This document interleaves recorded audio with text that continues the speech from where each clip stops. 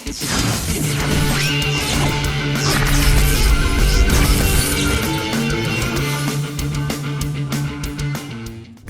yo yo, what's up guys? Bersama saya Ibad Ya Allah.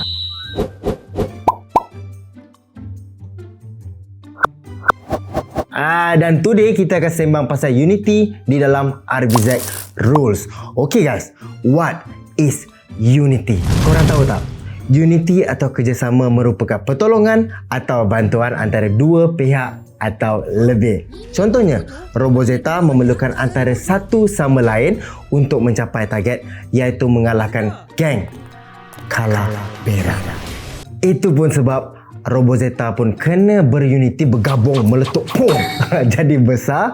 Dan monster dalam cerita ni bukan kecil-kecil anak punya, besar macam menara 118 tu. Tahu tak? 118 KL tu sebab kena bergabung, meletup. Tahu tak? Pentingnya kerjasama. Kerjasama sangat penting. Sebab apa?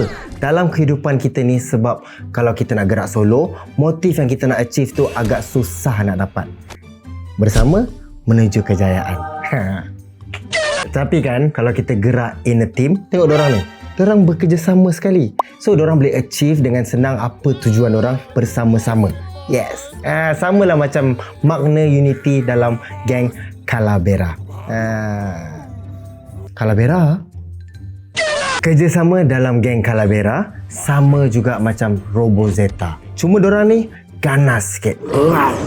Biasalah. Biasa. Pirate angkasa kan mestilah kena ganas. Mereka menjadi lemah kalau tak bersama.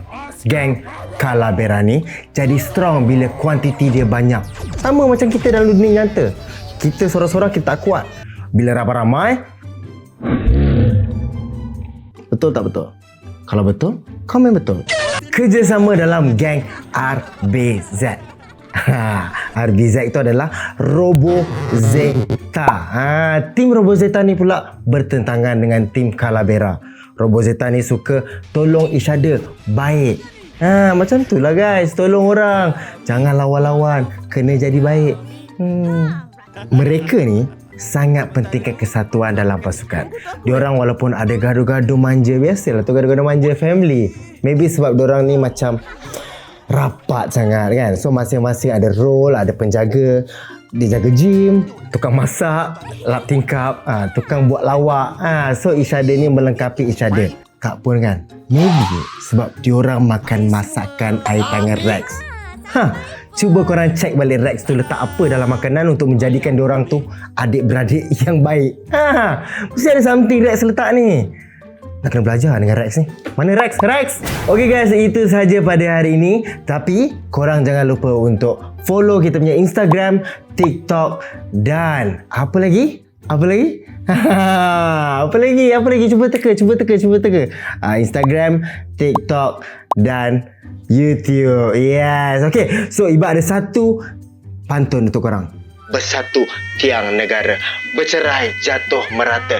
Kalau singgah jangan lupa like, subscribe, tanda setia. Gitu. Apa lagi last kali? Go Robozeta!